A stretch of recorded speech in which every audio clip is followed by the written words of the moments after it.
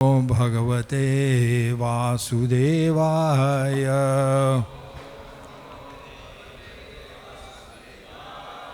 Om Namo Bhagavate Vasudevaya.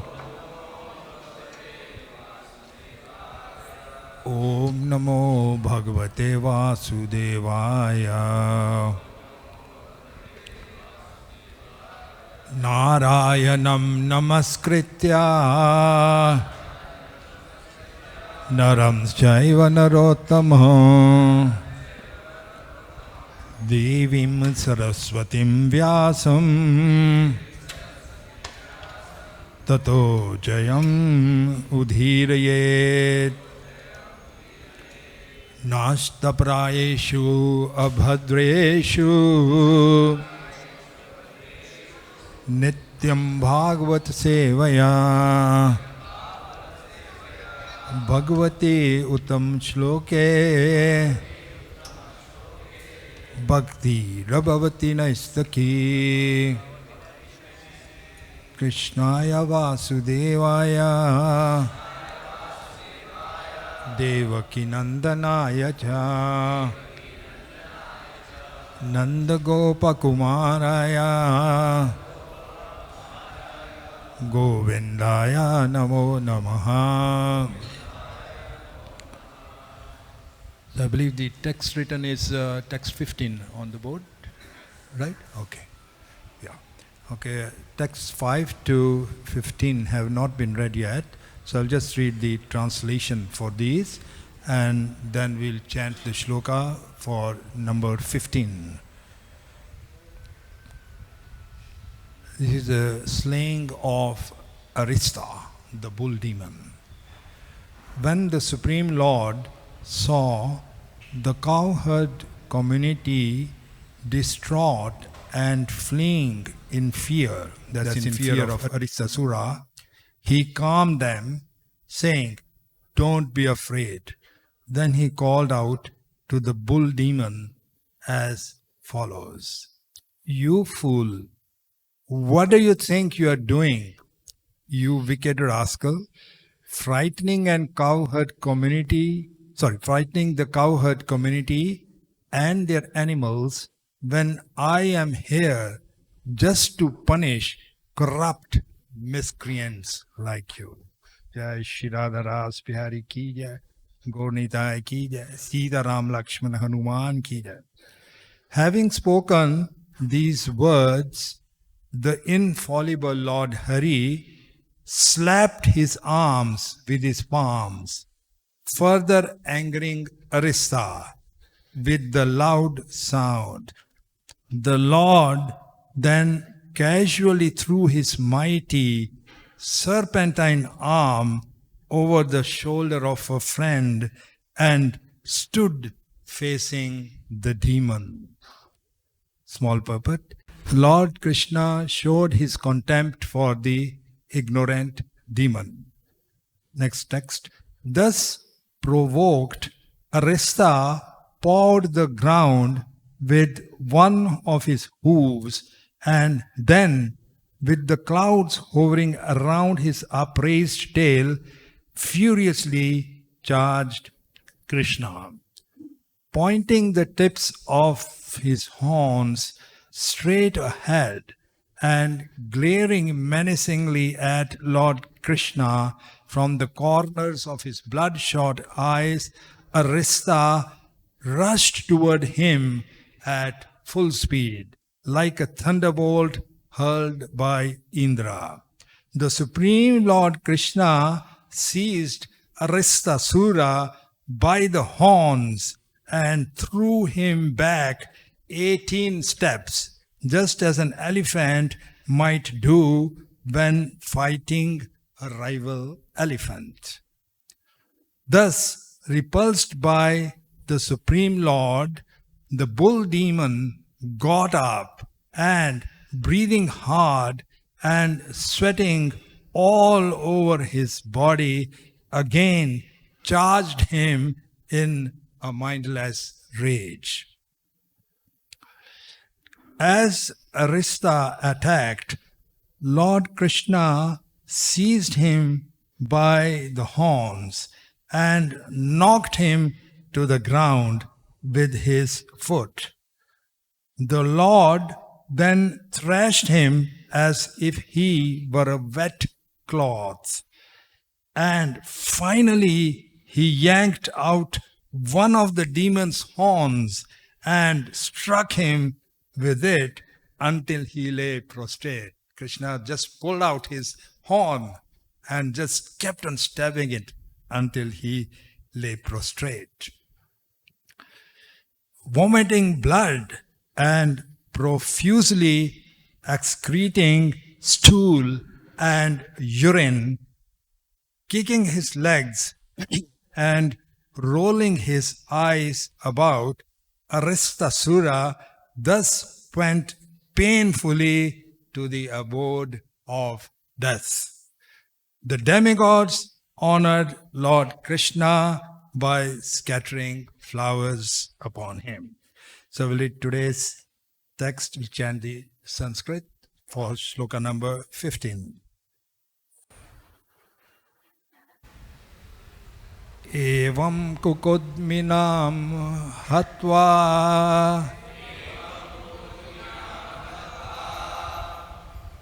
stuyamana dvijatibhi vivesha gostam sabalo gopina narayana utsava gopinam nayana utsava evam kukudminam hatva stuyamana dvijatibhi vivesha gostam sabalo gopinam nayanutsava. Please try.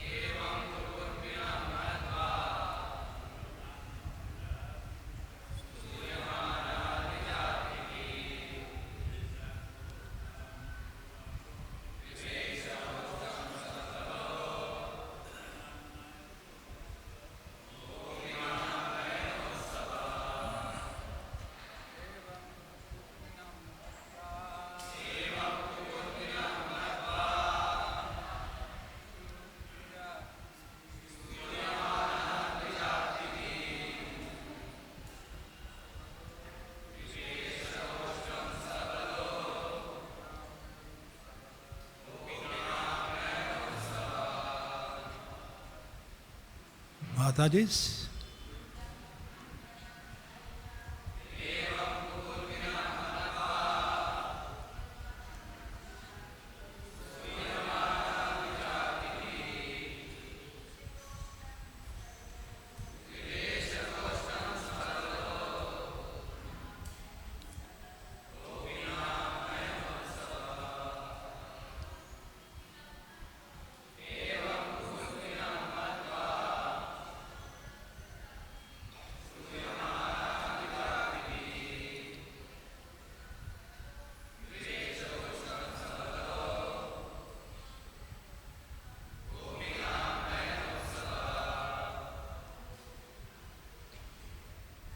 Evam, thus, Kukudminam, the humped bull demon, Hatva, killing, Stuyamanaha, being praised, Dvija Atmibhi, by the Brahmanas, Vivesha, he entered, Gostam, the cowherd village, Sa Balaha, together with Lord Balram. Gopinam, of the gopis. Nayan, for the eyes. Utsavaha, who is a festival. Translation and purport by His Divine Grace, A.C. Bhaktivedanta Swami Srila Prabhupada. Having thus killed the bull demon Arista, he who is a festival for the gopis' eyes entered the cowherd village with Balaram. Responsively, having thus killed the bull demon Arista, he who is a festival for the gopis' eyes entered the cowherd village with Balaram. Purport. This verse exemplifies the sublime contrast of spiritual qualities within Sri Krishna. It exemplifies the contrast of spiritual qualities within Sri Krishna. In one 4-line verse, we simultaneously learn that Lord Krishna killed a powerful and wicked demon, and that his boyish beauty gave festive pleasure to his young girlfriends. Lord Krishna is as hard as a thunderbolt or as soft as a rose, depending on our attitude toward him. The demon Arista wanted to kill Krishna and all his friends, so the Lord beat him into a wet rag and killed him. The gopis, however, loved Krishna, and thus the Lord boyishly reciprocated their conjugal feelings.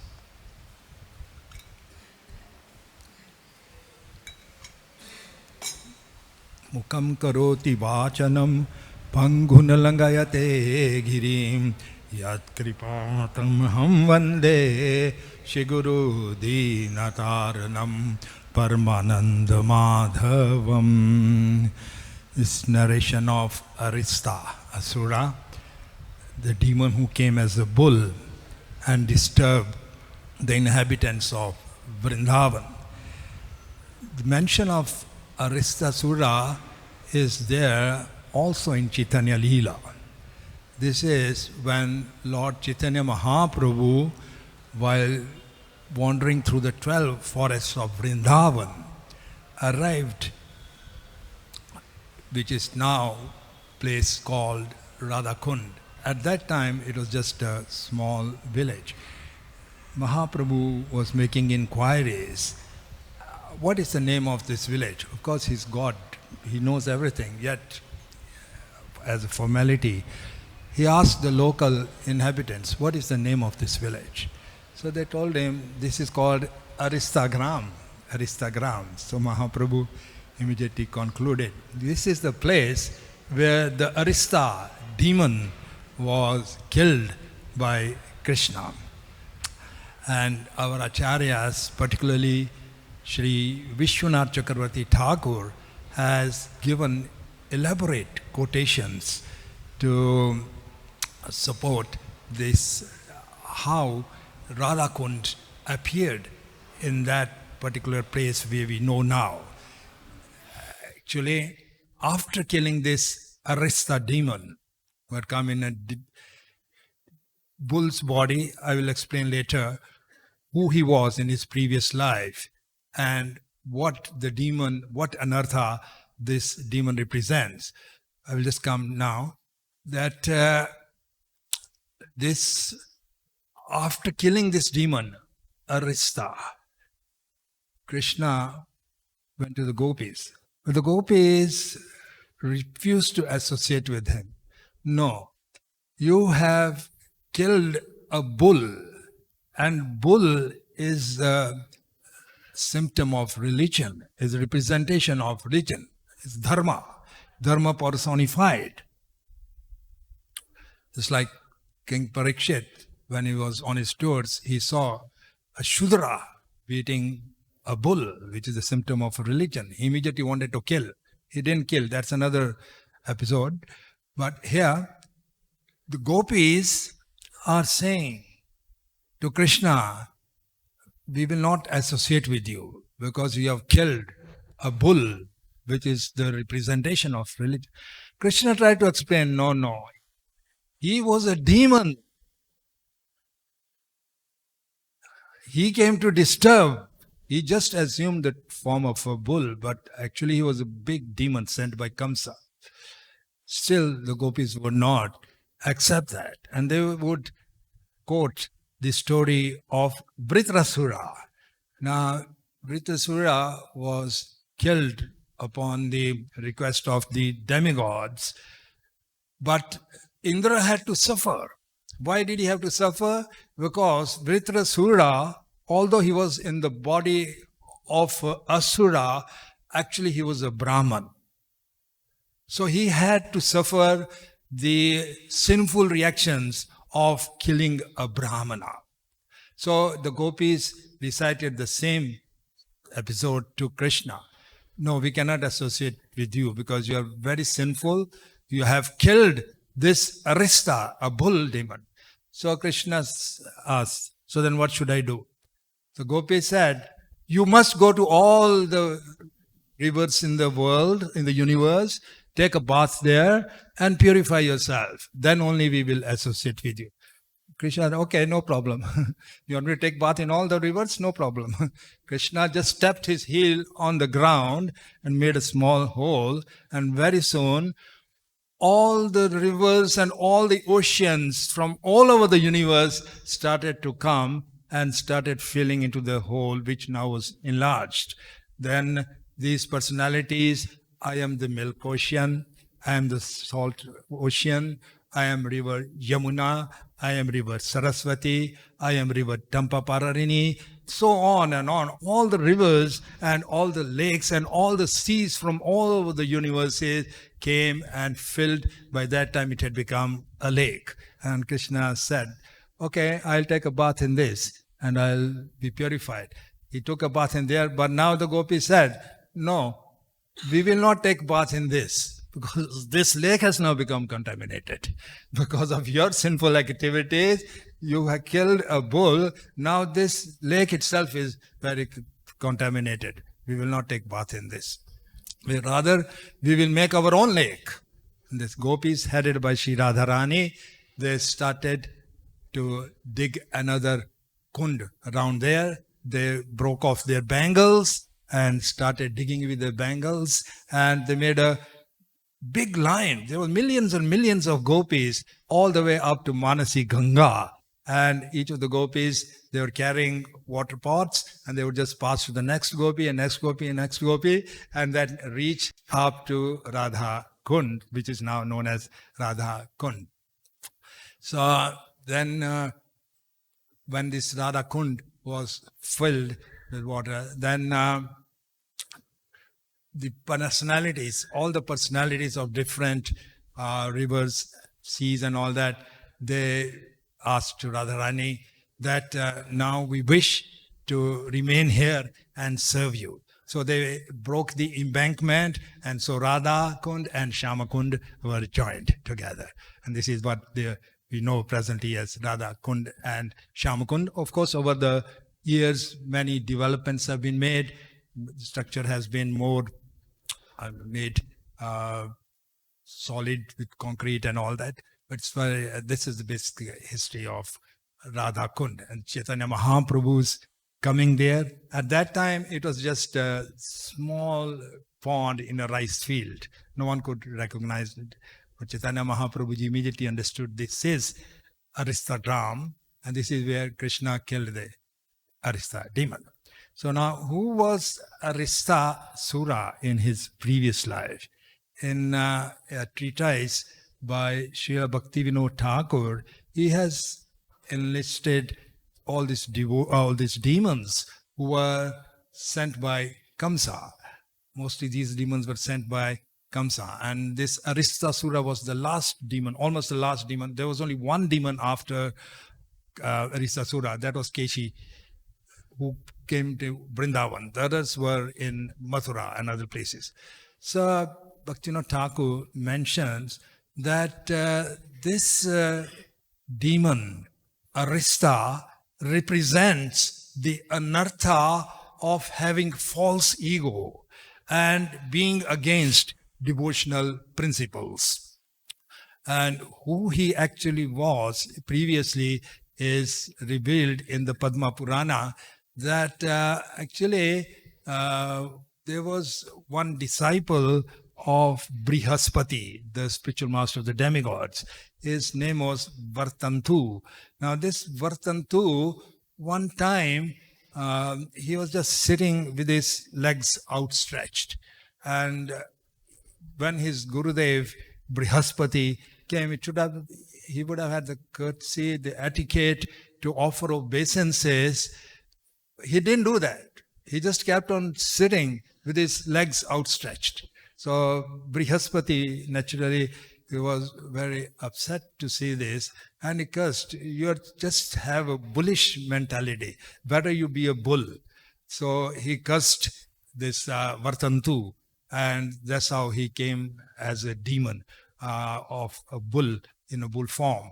And actually he was there in East Bengal, and somehow, this is because part of Krishna Leela, then he walked all the way from East Bengal and came up to Mathura, joined all the other associates of Kamsa, and tried to disturb the situation there in Vrindavan. But of course, here we read that Krishna was so strong. First, Krishna just pushed him. He went 18 steps, just like that. Still he came. Then Krishna just pulled his horn, one of the horns, and just kept on stabbing like a wet cloth. Then just lost his life, lay prostrate, dead. Here we read, Prabhupada has so nicely written that Krishna can be as hard as a thunderbolt. Vajra means thunderbolt. Eva katork means hard. As hard as a thunderbolt. Pushpa eva komala. Pushpa means flower. Or he can be as soft as a rose. He can be as hard as a thunderbolt. Like in the case of with the demons, he doesn't spare these demons. By his own horn, he kept on beating and killing him. It's many other incidences also. But for the devotees, he's soft as a rose. He's always anxious that his devotees are protected. So, Vajra eva kator, pushpa eva komal. This is his nature. And is found in this shloka, in these 4 lines. He explains both. The shloka says both things. He killed the demon, but the gopis were very happy. Everyone was very happy. All his friends, they were all very happy.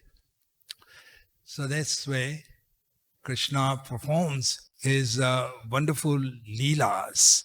And we are just having the good fortune to read some nectar from Srila Prabhupada regarding Vrindavan. Some very nice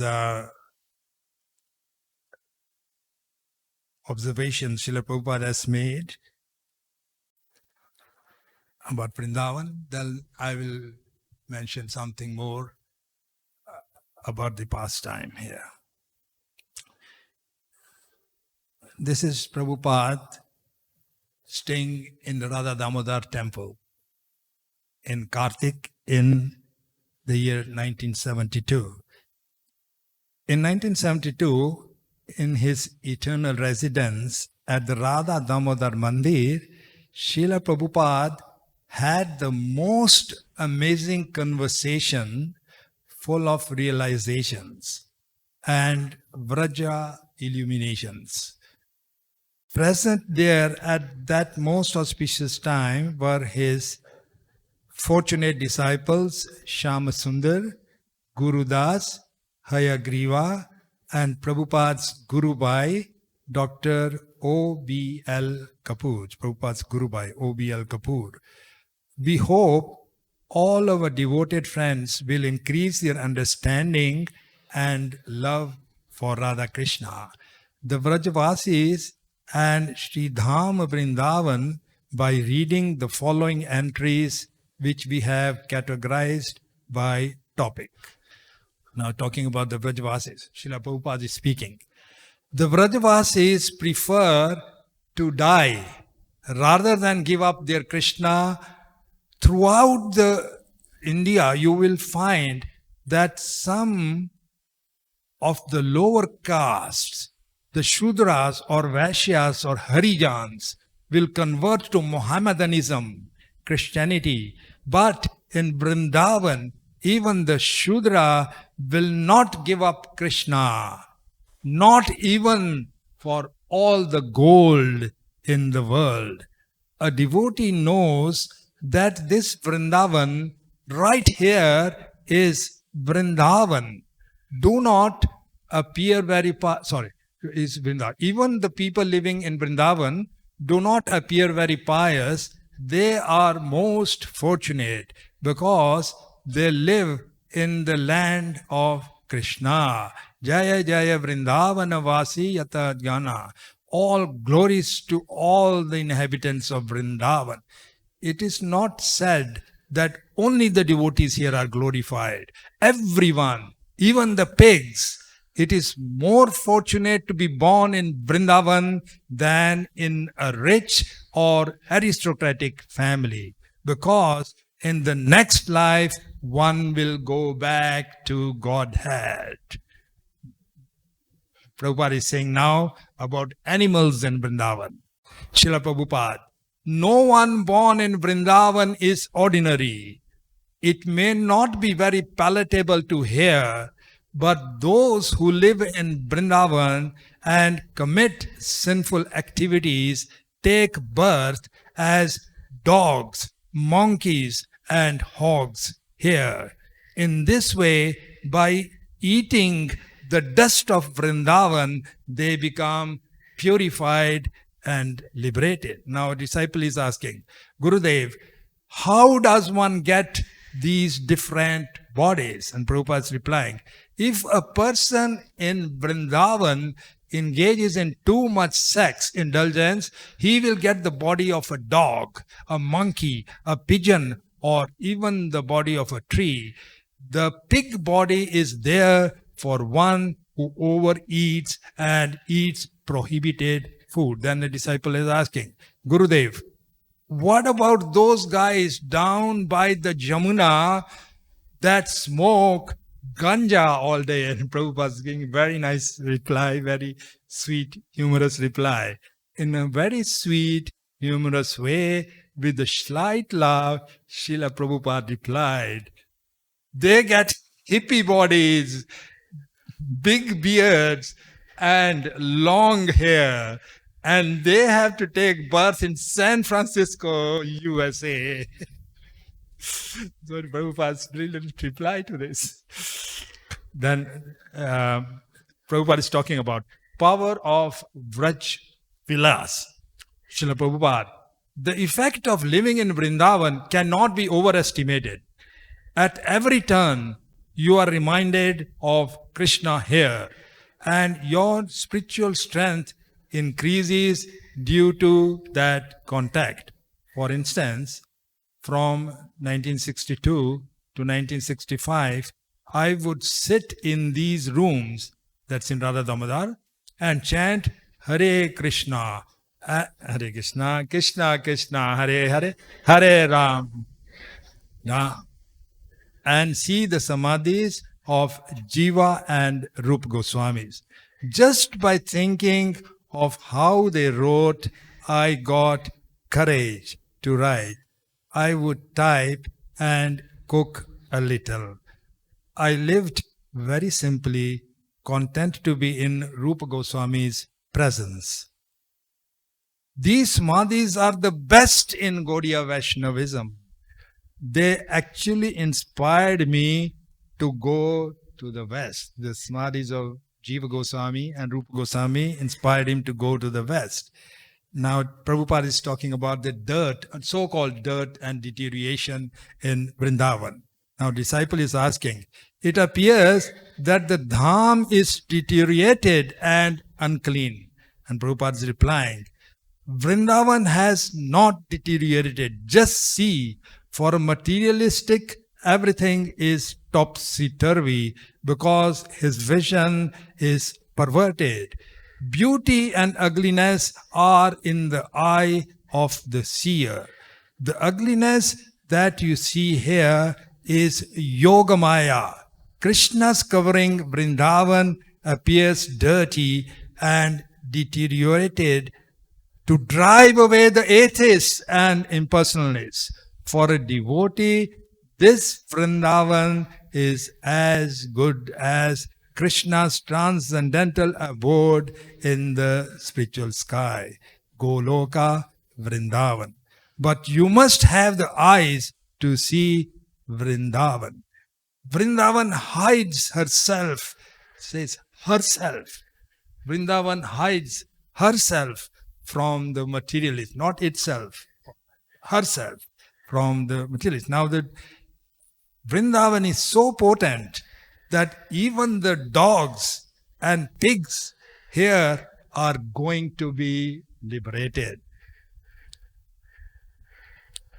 Life here is not polluted because even the most polluted are being purified. So it is not deteriorating.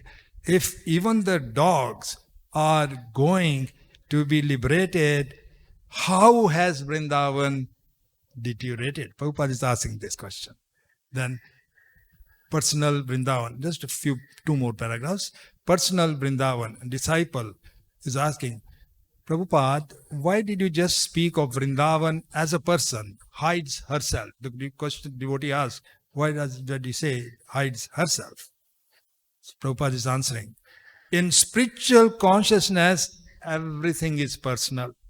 In Ramayana, we find that even the city of Ravana appeared before Hanuman as a gigantic person, a Rakshasi, and Hanuman knocked her down because she challenged him. Now, last paragraph. Liberation in Vrindavan. Srila Prabhupada. Both the pigs and devotees here in Vrindavan are liberated indiscriminately. Unless one is a devotee in a previous life, he cannot take birth here. Unless devotee in a previous life, he cannot take a birth here. He may take a pig's or dog's body for a few years, but that is no impediment. He is simply getting rid of sinful reactions. Then disciple is asking, are people in Vrindavan liberated even if they don't have a bona fide spiritual master? And Prabhupada is replying, yes, because Vrindavan is directly under Krishna's supervision. Krishna is their spiritual master.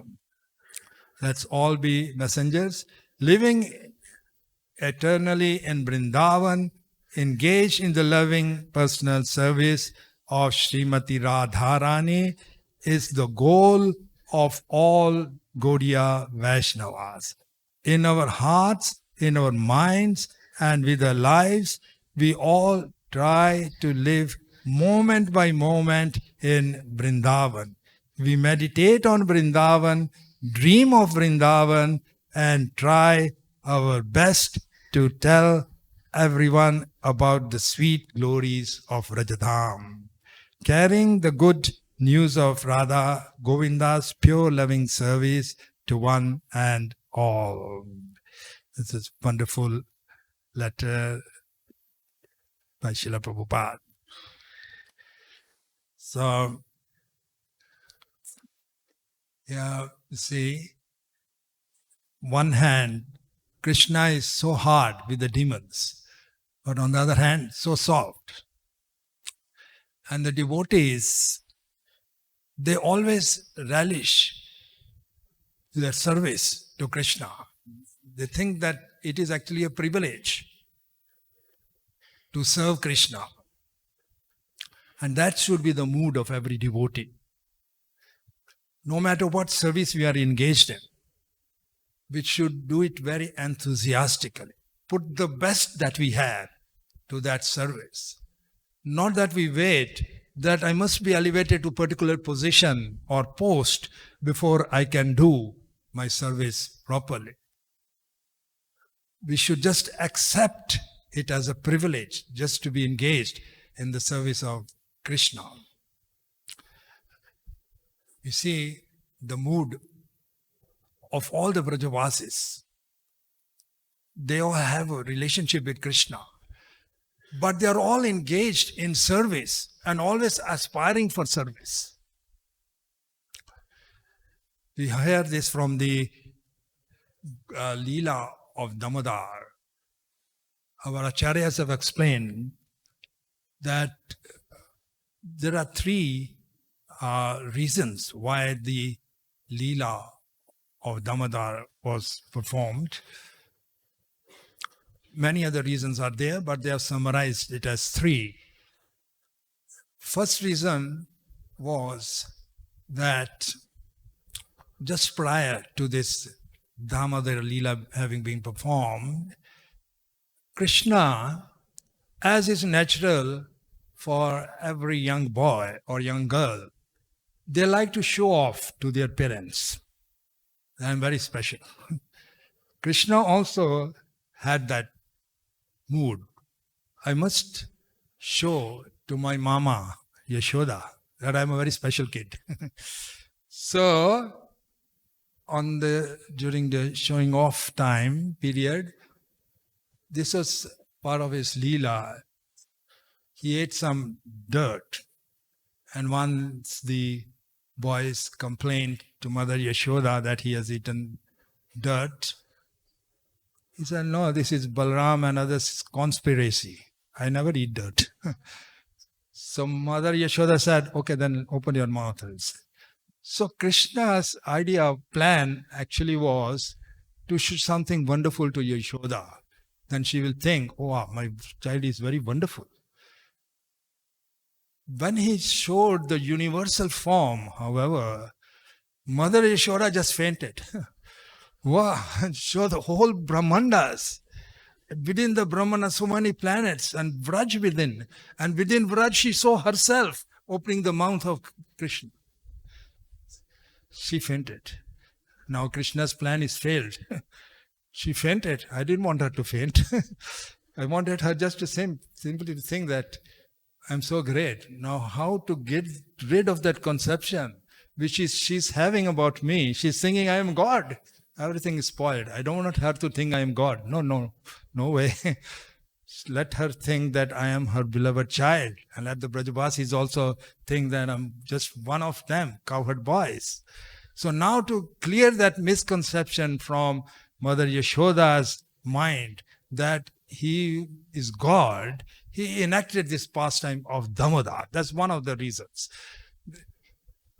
When Yashoda can bind him, that means he has to be the child only. Obviously, no one can bind great form or universal form or God or something like that. She has to accept it. By binding him, she was able to realize, my little Lala, my little Kana, he is not God. He is just my son. You were able to realize that. And our Acharyas has also commented that the actual Damodar Leela did not stop when Yashoda Mata bound him with the ropes. That was part of it. But the Leela actually stopped when Krishna ran to his mother Yashoda, and Mother Yashoda clasped him with her two hands, his belly to his bosom. That was the actual binding of Krishna. to Yashoda. So now we come to the second reason, which our acharyas have explained for this Damodar Leela. This is to show mercy to Yashoda. And by doing that, he actually shows how, what our mood should be in devotional service. It's like Yashoda Mata. The pastime took place in the morning. Since morning till evening, she was just trying to bind him, rope after rope after rope. She couldn't bind him. But when some sweat, drop of perspiration fell on Krishna, Krishna, oh, now she's worked so hard, I'll get bound. So she got bound. So that is a lesson we learn. Our acharyas have commented that the fact that the rope was always 2 fingers short illustrates that actually one thing is that we must have the mercy of Krishna. And the second thing, we must have our own endeavor. So both things are necessary. Krishna's mercy is there, but our endeavor has to be there. When Krishna saw that my mother's getting exhausted now, she's put so much effort. So this is a lesson to all of us, that we should not just live in our comfort zone. We should not live just in our comfort zone, but be always very enthusiastic. It's a great privilege to be engaged in the service of Krishna. And then Krishna will notice this as we become more and more enthusiastic, more and more ready to do service, regardless of what service that is. See, the topmost of all the devotees, Srimati Radharani. And she's always aspiring to do more and more service. Although her service is unparalleled, unmatched, no one can match her service. Yet, you see, she's always asking for more and more service. There is a very nice shloka that comes in the Srimad Bhagavatam, 10th canto, when Radharani had left the dance arena, and then Krishna had caught up with her, and then Radharani was saying, I'm feeling too tired, please carry me. This was the man or pride of Radharani. So as soon as Radharani tried to touch Krishna's shoulder, Krishna vanished. So Radharani was very sad. Oh, because of my pride, Krishna left. So she's praying in a very humble mood. Ha nath ramana preshta kwasi kwasi mahabhuja dasyastu kripanya me sakhe darsha samidham. Radharani is praying for service. Kripanya, dasya. I am very lowly person. Radharani is saying, topmost devotee. Kripanya means some miserly person. Dasya, please give me your service. And we find another example of this in Chaitanya Charitamrita. Krishnadas Kaviraj Goswamiji has very nicely quoted the episode which came out from Sri Radharani's mouth directly. Radharani's lotus mouth directly. Being topmost devotee of the Lord, yet she's humbling, praying to Krishna, praying that my devotional service should increase. And Radharani, through her lotus mouth, is narrating this event that took place in one village. In this village lived a very old couple, Brahmana couple. Due to the karma, due to his prarabdha, this Brahmana was inflicted with leprosy. His wife was extremely chaste lady. She had no thought of anything except to serve her husband. Being sensitive to the feelings of her husband, she could also sense that my husband is attached or has the mood of enjoying one prostitute who lived in that same village. She could sense that.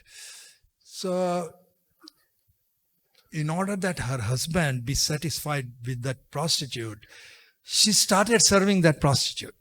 For a long time, she would wash all the clothes of the prostitute. She would clean her house, cook for her, wash the vessels, everything, massage her. The prostitute one day said, "You are doing this without any wages. My request, please take some wages. You worked so hard, please take some wages." She said, "No, I don't want any wages. But I have a desire. My husband wants to enjoy you. Please allow that one time. Let him enjoy you for one time." She denied. No, the prostitute denied. If the word gets around that your husband, who's a leper, has come to me, then no one will come to me. I don't want. But the Brahmini, chaste lady, she did not give up. She kept on serving the prostitute more and more and more. Then finally, the prostitute's heart melted. And she said, "Okay, bring your husband here. I will not come to your house, but you bring him here." So, one night, this Brahmini, she was trying to take her husband on her shoulders. He was so weak, so old, decrepit, could not even walk. But the senses, or the sex urge especially, so strong. Vasanas are so strong, we cannot even give up even in the old age. Somehow she was carrying him on her shoulders. Dark night, to go to the prostitute's house. And as it happens, the Brahmana's foot touched one rishi. His name was Markandeya Rishi. Touched Markandeya Rishi. Markandeya Rishi was furious. Who has the audacity to touch me with his foot? I curse him. When the sun rises tomorrow, he will die. So now this poor Brahmini, she was in a deep predicament. I was trying to bring some enjoyment for my poor husband, but by this morning he will not even be alive. Now what can I do? What can I do? So she thought about it, and she was remembered the curse says, when the sun rises, your husband will die. So she thought, okay, I have only one option left now. When the sun dies. So if the sun, when the sun rises. If the sun doesn't rise, then my husband will not die. So I have to somehow stop the sun from rising. So she declared to all directions, please hear me. If I have been chaste to my husband, not ever thought of any male person apart from my husband, even in my dreams, then tomorrow the sun will not rise. So what happened? It's a predicament. On the one hand, there is the curse of Markandeya Rishi, which cannot fail at any cost. And then this Brahmani, she is saying, sun should not rise. So what happened? Actually what happened was, the sun, respecting her chastity, Satipan, did not rise. And the sun did not rise, there was darkness all over the universe. And in such a predicament, all the demigods were very much perturbed. And they approached the three Mukhya deities, three main deities, Brahma, Vishnu and Mahesh, and asked them, "This is going to be disaster. the whole Brahmand will be ruined, finished, Nasham, because the sun is not rising. You have to come immediately and do something. Ask this lady to withdraw or revoke her curse. So the three Devatas, Brahma, Vishnu and Shiva, they came. They asked this lady, dear Brahmini, because of your declaration, because the Surya is respecting you, respecting your chastity, the sun is not rising. There's going to be disaster. The whole Brahmand will be finished. Please revoke your statements. Otherwise, the universe will be finished. So she said, I don't care. Let the universe be finished. I can't see my husband die before me. Let whatever happen may happen. Then Lord Vishnu convinced her. Look, Devi, it is true. As soon as the sun rises, your husband will die. No doubt about it. Because Markandeya Rishi's curse cannot fail. But I am here, no. In Bhagavad Gita, what does Krishna say? Jivanam sarva bhutanam. I am the life in all living entities. So I will make him come back to life again. So this way, this lady was convinced. Okay. Since you are saying you will bring my husband back to life, I agree. I will revoke my statement. Let the sun rise. So the sun rose. The sun rose. As per the curse, her husband died. Her husband died, but Vishnu was right there. Vishnu brought him back to life. Not only brought him back to life, but made his body very young and beautiful and removed the removed the disease of leprosy. Made him free from leprosy. So now, question may be asked, why is Radharani narrating this? Krishnadas Kaviraj is quoting Srimati Radharani. This episode is being narrated by Radharani. Because Radharani, even though she is the topmost devotee, she feels herself to be very humble and she thinks other devotees are much better. She is saying, she is praying that let my devotional service be like the devotion of that Brahmini towards her husband, because of which the sun stopped rising. And later, her dead husband was brought back to life. This is Srimati Radharani saying that. She is praying, let my devotion service be like that. Although we know that she is the topmost. And trying to understand the mood of Radharani in the Shastakam, 8th verse, Lord Chaitanya Mahaprabhu is saying that Ashlishyava padaratam pinastumam adarshanam marmahatam karotuva yatha tatha vavidhatu lampato mat prananathas. Lord Chaitanya Mahaprabhu in the mood of Sri Radharani, he is saying, Ashlishyava padaratam pinastumam. You may either embrace me, Ashlishya, or padaratam pinastumam, or you may trample me under your feet, or break my heart into thousands of pieces, but you will always remain my worshipper. Mat prana nathastu saeva napara. You will always remain mine. I will know no one except you as my Lord. Our acharyas, Krishnadas Kaviraj and others have explained, and Srila Prabhupada also, that actually, even though we try, or people try in general, they try to want to take the position of God. oh, if I was only God, I would do this, I would be so happy. People try to take the position of God. But God himself wants to become a devotee. He wants to come as a devotee. Because being a devotee is much more relishable for even Krishna, for all the incarnations.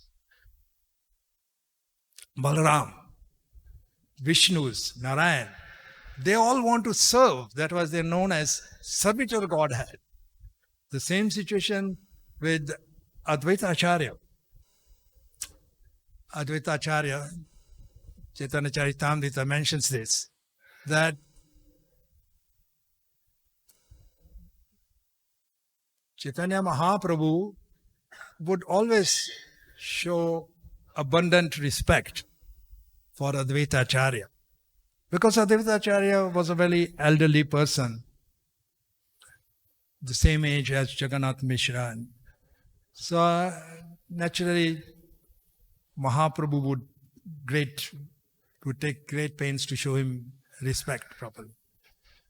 But Advaita Acharya was not happy with this. Here is Krishna himself, and he's offering our respects to me. I don't want this. But how can I stop him? He's Krishna. So he devised one plan, conspiracy you can say. How can I be thought as lesser than Chaitanya Mahaprabhu? This is my ambition. So what he would do is Advaita Acharya, in the association of Chaitanya Mahaprabhu and some devotees, he would preach devotional service, glories of devotional service. But then he would always turn around and also preach that, okay, devotional service has its merits, but actually Gyan is higher. This was just his conspiracy actually. Gyan is higher than Bhakti. He would openly preach like that. So when some of the devotees heard about this, they reported it to Chaitanya Mahaprabhu. Advaita Acharya in his lectures, pravachans, he is actually praising Jnana, something like the Yoga Vashishta. Yoga Vashishta praises Jnana over Bhakti. So when Chaitanya Mahaprabhu said, what? I can't believe it. I came here on the shouting of Advaita Acharya and he's saying that Jnana is better than Bhakti. Mahaprabhu rushed all the way to Shantipur, where Advaita Acharya was at that time engaged in a discourse. So in his discourse, Mahaprabhu was just hearing from a distance. He just wanted to hear from himself, by himself, whether it is true that Advaita is praising Jnana. And he heard very distinctly. Advaita Acharya was praising Jnana over Bhakti. Mahaprabhu rushed over him. Advaita Acharya was sitting on the Vyasasana and he pushed the Acharya off the Vyasasana. Advaita Acharya fainted. His wife also was very perturbed at this. But Advaita Acharya's purpose was achieved because we don't push someone who is higher than you. No way. If you're going to push someone, better be someone lower than you. Even that is avoided, but if you have to, you can push someone who is lower than you. Certainly not someone. So Advaita Acharya was very happy. My purpose is achieved. Because today you pushed me. That means you have seen that you are higher than me.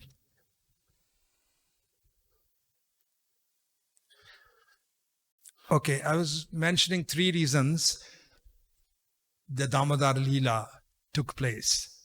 The first was Krishna was trying to show off to his mother Yashoda, but that plan failed. It did not succeed because Yashoda fainted and his purpose was not achieved. She was thinking he's God. I don't want my mama to think that I am God. They are treating me as their son. It's a failure. So he had to devise some other plan. So that was the Damodar plan, according to Acharyas. The second reason was to show some mercy to Yashoda, 2 fingers short. Effort and Krishna's mercy. These 2 things are necessary. And don't live in your comfort zone. Always try to do more and more service. And you will find that when you have that mood, Krishna will inspire you more and more. He will give you more and more intelligence, ability to serve him. And the third reason for this Damodar Leela, also mentioned by our Acharyas, is to fulfill the curse of Narada Muni. Because Narada Muni had cursed Manigriva and Nalakuvera that they will stand as trees until Krishna comes and delivers them. So Krishna is always anxious to fulfill the words of his devotees. Narada Muni's words cannot be untrue. He has cursed, the words must come true. They had to stand 20,000 years in Nanda Maharaj's courtyard, and now Krishna is going to deliver as Narada's curse, which is also a benediction. It's actually a benediction to be touched by Krishna's lotus feet. So I will end here. It's almost time. Some comments. Yes, Prabhuji, Krishna Kirti Prabhu, our very scholarly devotee. In many, many forums, we see him. Thank you. Thank you for a very wonderful class, Prabhuji. It was so nice to hear about this Leela, Damodar Leela, from many points of view and from the Radha's point of view. My question is a little outside this. In the previous verse from what we recited, it was said that Arishtasura, after Krishna killed Arishtasura, that he went to the abode of death. And my question in this regard is that when Krishna kills somebody, I've heard that he actually gets liberation. So did Arishtasura not get liberation when he was killed? So a very wonderful, intelligent question by our Krishna Kirti Prabhu, that here in the purport, you have just read by Srila Prabhupada, that he went, actually it's in the verse also. I think it's also, previous verse. Okay. Yes, that one. Yeah, it's mentioned here. Vomiting blood and profusely excreting stool and urine, kicking his legs and rolling his eyes about, Aristasura thus went painfully to the abode of death. So Prabhuji is asking a very nice question, that here it's mentioned that he went painfully to the abode of death. But also in other places it is mentioned that we just read a whole letter by Srila Prabhupada, where Prabhupada said, anyone who dies in Vrindavan gets liberated. So it may not be in this very life, in the next life, maybe one more life. And especially for humans, if a human being commits sinful activities in Vrindavan, he is going to be born, as we read in the purport, as an animal, pig or dog or monkey or something. Prabhupada in other places says that eat too much or have too much sex, you get body of pig, monkey or so on. But Prabhupada also mentions, only for a short time you'll be in that body. They are just finishing the karma or the reactions of the sinful eye. The monkeys, dogs, pigs, hogs, they are just finishing the reactions of their previous lives. They are not generating new karma. But a human being does that, just like in Vrindavan. Every devotion service is magnified 1,000 times, and especially in Kartik, many, many times. But sinful activities also get magnified. So we should be very, very careful in the Dham. That's one of the Dham aparadas, to commit sinful activities. So I hope it answers that question. Yes, it does. Very wonderfully, in after fact. you. Yes. Are you finished?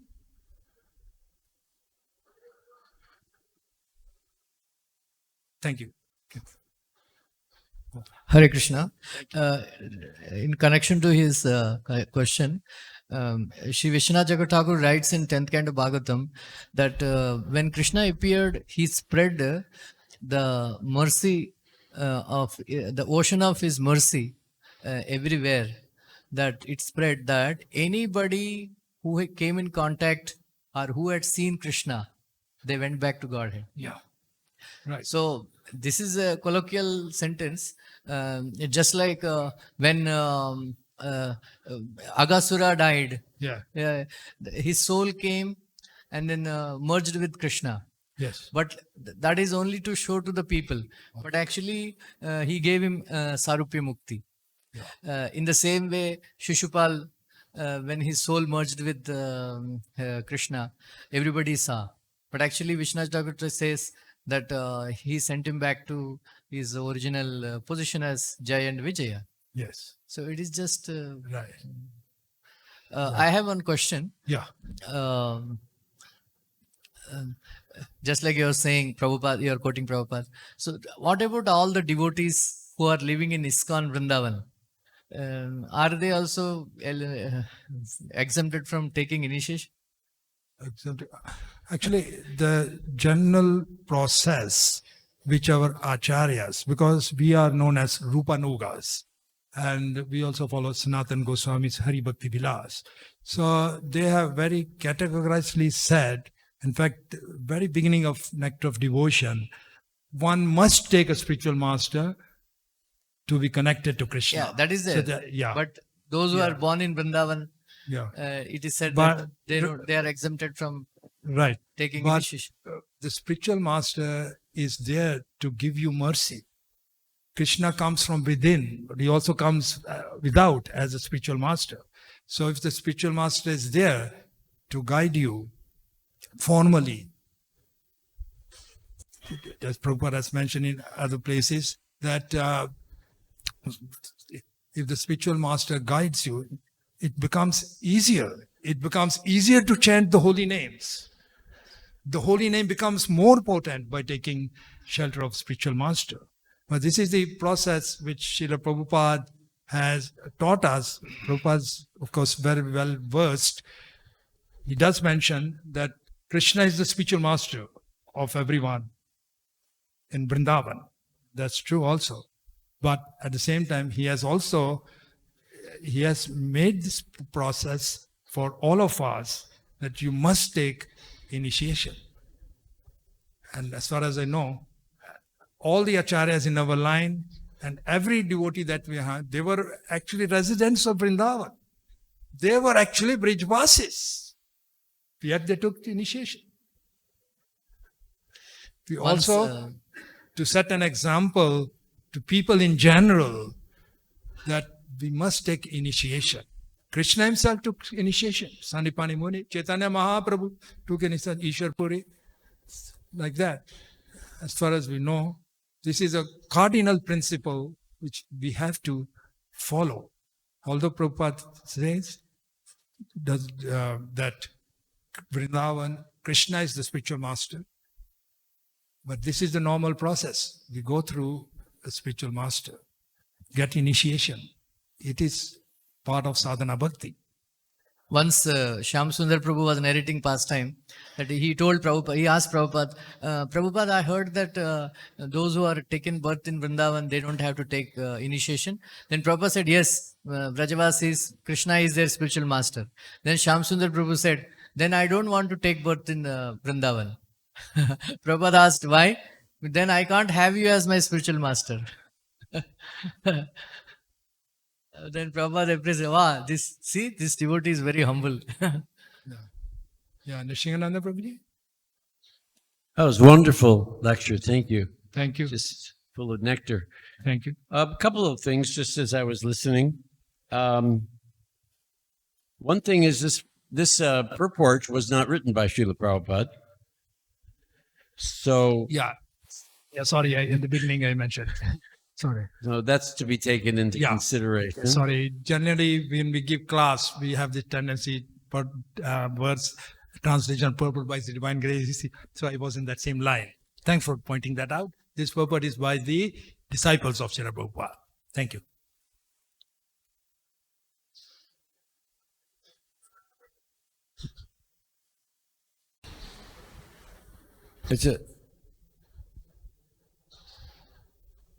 It's a translation by the disciples. Yeah, Of his by the divine disciples. grace. Yes, that's correction. Yes. And often Prabhupada would not even translate, if you went to a Sanskrit dictionary, it wouldn't exactly be the same as how Prabhupada translated. That's the brilliance of Prabhupada's ability to communicate with us. So that's there. Another thing that I was thinking as Krishna Kirti was making his points was that there's a certain amount of, I guess, I hate to say the word, but it's common sense. When Prabhupada gives different instructions, Prabhupada said at one time that, the Indians, they don't need spiritual masters. They're already 99% Krishna conscious. I really liked your comment that, this was kind of a colloquialism in a way. So I think what you said was that we have to look at all of Prabhupada's instructions and kind of come to a Siddhanta that looks at everything and doesn't just take one thing out of context. Obviously, the overarching principle is that if Krishna kills you, you're the luckiest soul around. You'll go back home, back to Godhead, much sooner rather than later. That's the general principle. So it's interesting. But I was actually raising my hand on the basis, I think I heard you say that Prabhupada said in that what you were quoting, that we would there were certain inhabitants that went to San Francisco. Yeah. Who were they? I'll read it to you. Yeah. Prabhupada's direct words.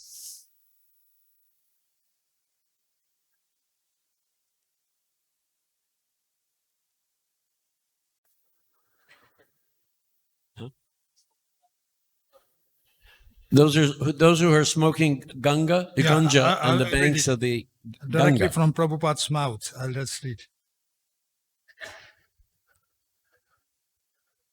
So I found that if that's the way it is, I found that very interesting. I mean, here obviously you're on the banks of the Ganga or the Jamuna. You're in Vrindavan.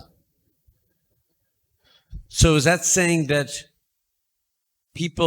souls that were there because of their pop, they took birth in the the land of the Avanas and the Malechas, only to be saved by Srila Prabhupada coming there to awaken their Krishna consciousness? Is that do I read that right? Yeah. I'm just going to read what Prabhupada is saying. I guess what I'm really wondering is, was there a chance I was on the banks of the Jamuna in my previous life? I cannot say. I'm not on the level of Narada Muni or any of that. But what I can say is what Prabhupada is saying here. Okay, here, directly from Prabhupada. Yeah, that's why I wanted to hear exactly what... Yeah, okay. First of all, you hear the question. The question is, disciple is asking, Gurudev, what about those guys down by the Yamuna that smoke ganja all day? What about them? Will they get liberation or what? Now you hear Prabhupada's reply, wonderful reply. In a very sweet, humorous way, with a slight laugh, Srila Prabhupada replied, now please listen carefully. They get hippie bodies with big beards and long hair, and they have to take birth in San Francisco, USA. So that's a really good example of how to understand Srila Prabhupada, not quite literally, but Prabhupada's sense of humor, Yeah. sense of wit, sense of irony. But for some, they may say, you see, I was in Vrindavan in my previous life. I was in Braj in my previous life. I just, it's really interesting how we can interpret Srila Prabhupada in so many ways. So, thank you. That's Thank you. very interesting. Whatever it is Srila Prabhupada who has made us fortunate. We were not deserving his mercy at all. That's what's called causeless mercy. And the Dham is so causelessly merciful. And one of the Mahatyams regarding the Dham, it's mentioned, if you come to Vrindavan and just lie down for 6 or 7 hours sleeping, the Dham is so kind. Wow, what a wonderful devotee, making me offering me obeisances for 7 hours. Of course, we don't go to Vrindavan for doing that, but that's in the Mahatyam there somewhere. Yeah, Krishna Kirti Prabhu. Hare Krishna Yeah, आया comment Hanuman.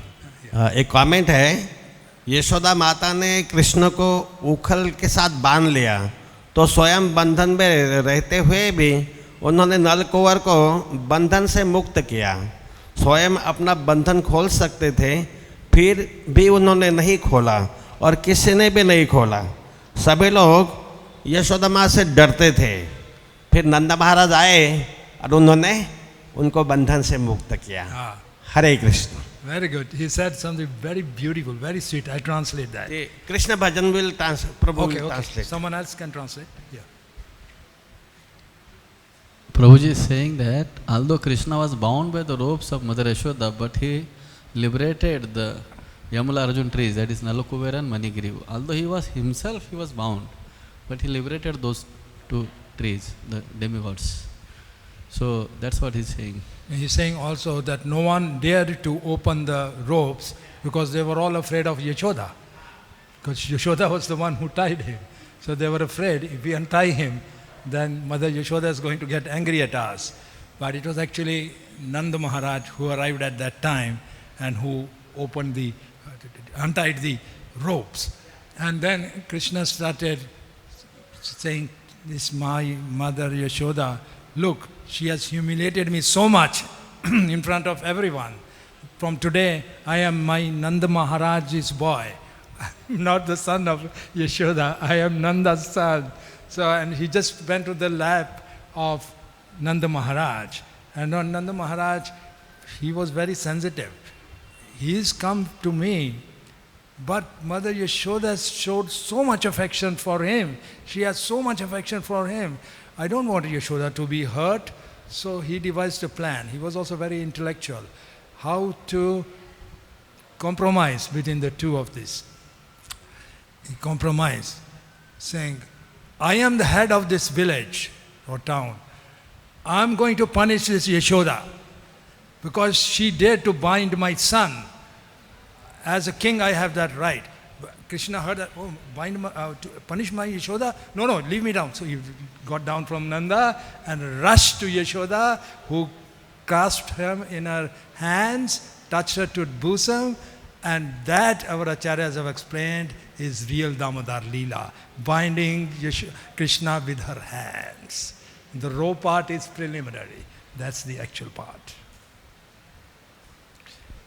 Hare Krishna. Thank you very much. Hare Krishna. All goes to Srila Prabhupada, all goes to Srimad Bhagavatam, and all goes to Radha Damodar. Haribo. His Grace Mahaman Prabhu ki. Yeah.